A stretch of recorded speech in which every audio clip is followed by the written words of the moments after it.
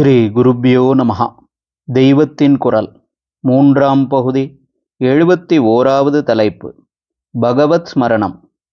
இப்போதும் எப்போதும் இதுவரை செய்யாவிட்டாலும் இப்போதிருந்தாவது நாம் செய்ய வேண்டியது பகவத் ஸ்மரணையை அழுத்தமாக ஆழமாக ஏற்படுத்திக் கொள்வதுதான்.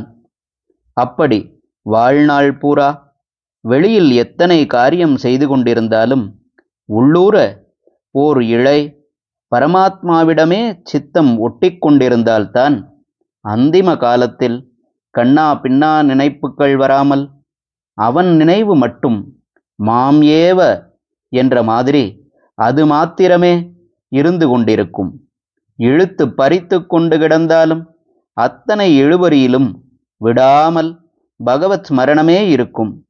அல்லது அனாயாச மரணமாக இயற்கையாக சம்பவிக்கும் போதும் அவனையே நினைக்கத் தோன்றி அந்த ஒரு சில க்ஷணங்களானாலும் அதிலேயே ஐகாக்கிரியத்தோடு முழுகிவிட முடியும்.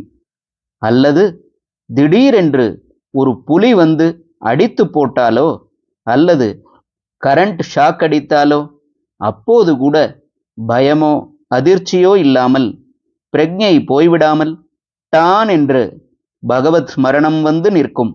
பிராணப்பிரயாண சமயே கபவாத பித்தைஹி.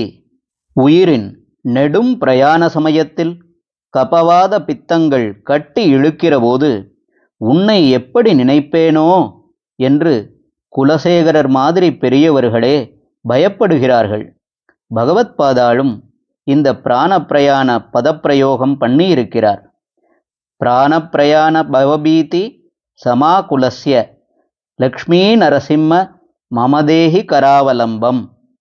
உயிர் கிளம்புகிற சமயத்தில் ஏற்படுகிற பயத்தை போக்க சகல பயத்தையும் நிவிருத்தி பண்ணும் லக்ஷ்மி நரசிம்ம மூர்த்திதான் கைப்பிடிப்பாக கர அவலம்பம் வந்து ரட்சிக்க வேண்டும் என்கிறார். இதே மாதிரி சுப்பிரமணிய புஜங்கத்திலும் பிரயாணோன்முகே மயி அநாதே, அநாதையான நான் நெடும் பயணம் கிளம்பும்போது அப்பா குஹனே தயாளுவே நீ முன்னே வந்து நிற்க வேண்டும் என்கிறார். இதையே அச்சடித்த மாதிரி திருப்புகழிலும் சொல்லியிருக்கிறது. அந்த மகான்கள் எப்போதும் பகவத் ஸ்மரணம் அல்லது ஆத்மானுசந்தானத்தில் இருந்தவர்கள். அதனால் நிஜமாக அவர்களுக்கு இந்த பயம் இல்லை. நம்மை உத்தேசித்து நமக்கு பிரார்த்திக்க கற்றுக் கொடுக்கத்தான் இப்படியெல்லாம் பாடி வைத்திருக்கிறார்கள். பெரியாழ்வார் இன்னும் கொஞ்சம் சுவாதீனமாக கூட பகவானிடம் சொல்கிறார். அப்போதைக்கிப்போதே சொல்லி வைத்தேன், சாகிற சமயத்தில் உன்னை நான் நினைக்காமலும் போகலாம், அதற்காக நீ என்னை விட்டுவிடாதே.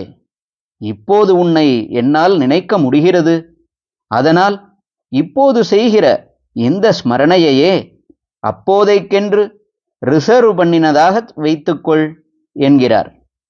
ஆனால் கீதா வாக்கியத்தை பார்த்தால் இப்படி என்றைக்கோ செய்த ஸ்மரணத்தை பகவான் ரிசர்வேஷனாக நினைக்கவில்லை, கடைசி காலத்தில் நினைக்கத்தான் சொல்கிறார். ச போட்டு கடைசி காலத்திலும் என்கிறார். அதாவது வானாள் பூராவும் என்னை நினைத்து கடைசியிலும் நினை என்று இந்த ஸ்லோகத்தில் சொல்லாமல் சொல்கிறார்.